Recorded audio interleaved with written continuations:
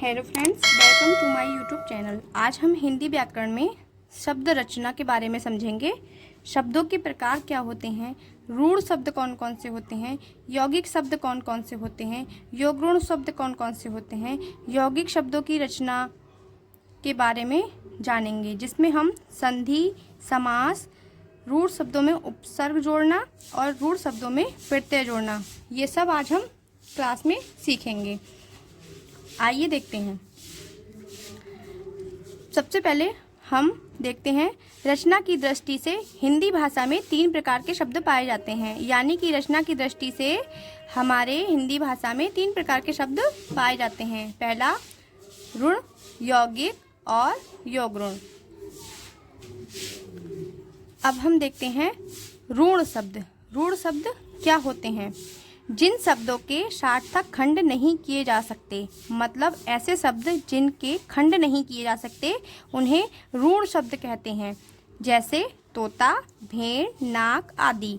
यदि इन शब्दों के खंड किए जाएं तो वे निम्नलिखित ढंग से बनेंगे। जैसे तोता शब्द है, तोता को जब हम 2 घंटों में तोड़ते हैं तो सबसे पहला जो शब्द होगा वो होगा तो, और दूसरा हो जाएगा ता। भेड़ शब्द को जब हम तोड़ेंगे तो भेड़। नाक शब्द को जब हम तोड़ेंगे तो ना प्लस का, नाक। और अगर हम अन्य तरीके से तोड़ते हैं तो तोता शब्द को जब तोड़ेंगे तब ता प्लस ओता, तोता।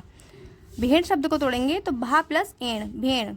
नाक शब्द को तोड़ेंगे तो ना प्लस आक, नाक। उपयुक्त शब्दों के खंडों को देखने से पता चलता है कि ये खंड कोई अर्थ नहीं रखते।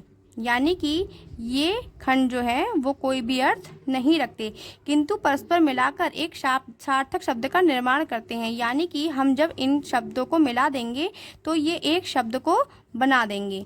इन शब्दों को मूल शब्द या अयौगिक शब्द भी कहते हैं।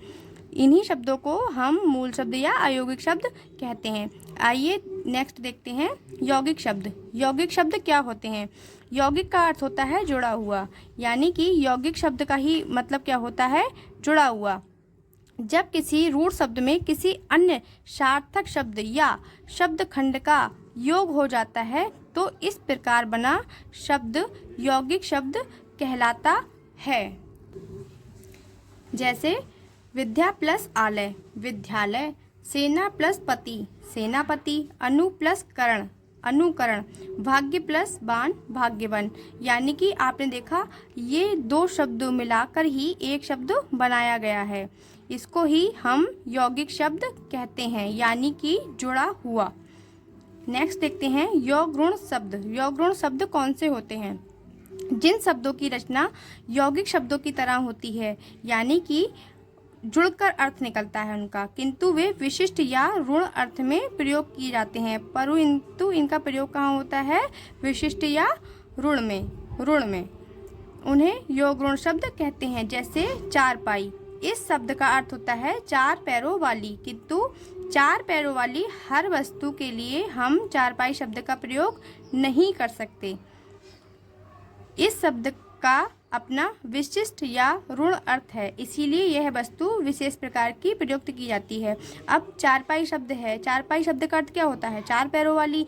पर 4 पैरों वाली हर चीज़ चारपाई तो नहीं हो सकती ना, इसलिए इस शब्द का अपना ही एक अर्थ होता है, इसीलिए हम इसको योगरूढ़ शब्द कहते हैं। अब देखते हैं हम यौगिक शब्दों की रचना। हिंदी में यौगिक शब्दों की रचना 4 प्रकार से होती है। संधि द्वारा, समास द्वारा, ऋण शब्दों में उपसर्ग जोड़कर, रूढ़ शब्दों में प्रत्यय जोड़कर। अब पहले हम संधि द्वारा देखते हैं। ध्वनियों के मेल को संधि कहते हैं। यानी कि जो भी ध्वनि हम बोलते हैं उसके मेल को क्या कहते हैं? हम संधि कहते हैं। संधि के द्वारा 2 या अधिक सार्थक शब्द को जोड़कर यौगिक शब्द बना लिया जाता है। जैसे कि पुस्तक प्लस आलय मिलकर क्या बनाएगा? पुस्तकालय। रमा प्लस ईस मिलकर रमेश। सदा प्लस ऐब मिलकर सदैव। अब इसमें पुस्तक यानी कि आ और आ, यानी कि जब हम का लिखते हैं तो का में आ की आवाज़ निकलती है, तो छोटा आ और बड़ा आ, छोटा आ और बड़ा आ मिलकर क्या बना रहा है? आ, यानी कि यहाँ पे पुस्तकालय हो जाएगा। रमा प्लस ईस, अब इसमें ई आई तो ई यहाँ ले लिया, माँ यानी कि बड़ा आ का डंडा लगाया यहाँ पे, तो यहाँ बड़ा आ ले लिया, तो बड़ा आ और ई मिलकर क्या बनाया ए, तो यहाँ ए की मात्रा लग गई रमेश।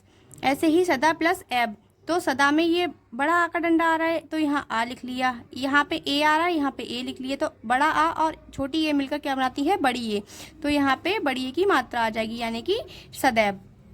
ऐसे ही अब हम देखते हैं समास द्वारा। समास द्वारा दो पदों में समास करके भी यौगिक शब्द का निर्माण किया जा सकता है।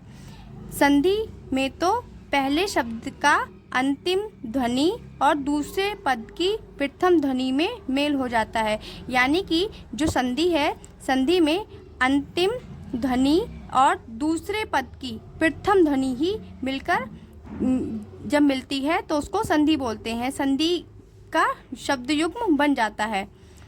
अब किंतु समास में ध्वनियों का मेल नहीं होता है।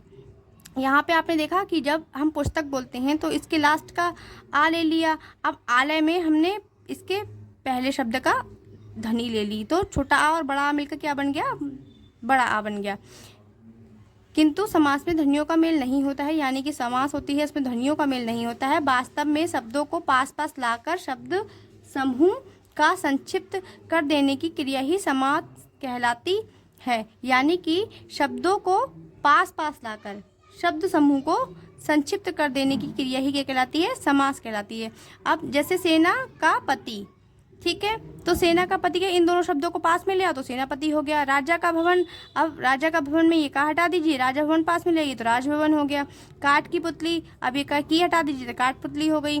पानी का घाट, तो ये का हटा दीजिए पनघट हो गया।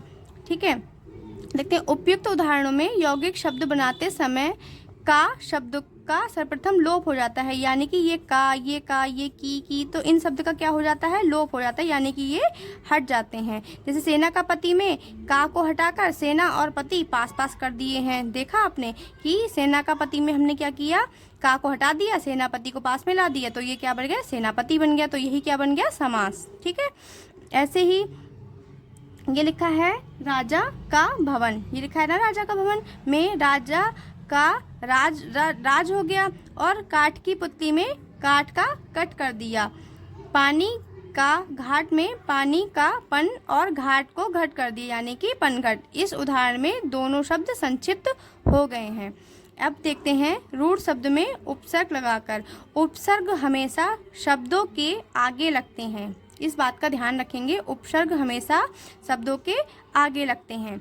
अब देखते हैं रूढ़ शब्दों में उपसर्ग लगाकर यौगिक शब्द की रचना की जाती है, यानी कि जब हम यौगिक शब्द बनाते हैं तो उसको रूढ़ शब्द में हम कहाँ लगाते हैं, आगे। उपसर्ग शब्दों के आरंभ में जोड़े जाने वाले शब्द शब्दांश हैं। शब्दांश का तात्पर्य शब्द का वह भाग होता है जिसे स्वतंत्र रूप से वाक्य में प्रयोग नहीं किया जा सकता, उपसर्ग शब्दांश ही होते हैं, इसलिए ये स्वतंत्र रूप में वाक्य में प्रयोग नहीं होते हैं। ये किसी रूढ़ शब्द के आरंभ में लगाकर यौगिक शब्द का निर्माण करते हैं। देखा आपने, ये कहाँ लगते हैं, आरंभ में लगते हैं, तभी एक यौगिक शब्द का निर्माण होता है। जैसे अर्थ है ये पीछे, अब पीछे शब्द में उपसर्ग अनु लगा दिया गया है। ठीक है, सु का अर्थ होता है अच्छा, सा का अर्थ होता है सहित, सह का अर्थ होता है साब। तो अब आपने देखा यहाँ पे जब उपसर्ग है, उपसर्ग अनु, अनु का अर्थ क्या निकला यहाँ पे पीछे, तो ये चर शब्द जो है इसमें अनु लगा दिया गया, आगे क्या लगा दिया गया, अनु, तो ये हो गया अनुचर। ऐसे ही करण है, ये करण में अनु लगा दिया तो अनुकरण, गमन में अनु लगा दिया तो अनुगमन, तो उपसर्ग से बने ये यौगिक शब्द हैं। ऐसे ही सु का मतलब होता है अच्छा, तो सुपुत्र हो गया, सुपात्र हो गया, सुकर्म हो गया। सा का मतलब होता है सहित, तो सा प्रेम, सा धन्यवाद, सा परिवार। सह का मतलब होता है साथ, तो सहयोगी, सहकर्मी और सहचर। अब देखते हैं रूढ़ शब्दों में प्रत्यय जोड़कर। प्रत्यय हमेशा कहाँ लगते हैं, प्रत्यय हमेशा शब्दांश के पीछे लगते हैं, तो प्रत्यय में शब्दांश होते हैं जो शब्दों के अंत में जोड़े जाते हैं। कहाँ जोड़े जाते हैं, शब्दों के अंत में। प्रत्यय का स्वतंत्र रूप से वाक्य में प्रयोग नहीं किया जाता, मतलब केवल प्रत्यय का ही वाक्य में प्रयोग नहीं किया जा सकता, इसको किसी शब्द के अंत में जोड़कर इसका प्रयोग किया जाता है। ये शब्दों के अंत में जुड़कर यौगिक शब्द का निर्माण करते हैं। जैसे बुराई, तो बुरा के पीछे क्या लगा दिया, ई, तो ये हो गया बुराई। भला, भला के पीछे क्या लगा दिया गया, ई, तो ये हो गया भलाई। ऐसे ही अच्छा के पीछे क्या लगा दिया गया, ई, तो ये हो गया अच्छाई। ऐसे ही ता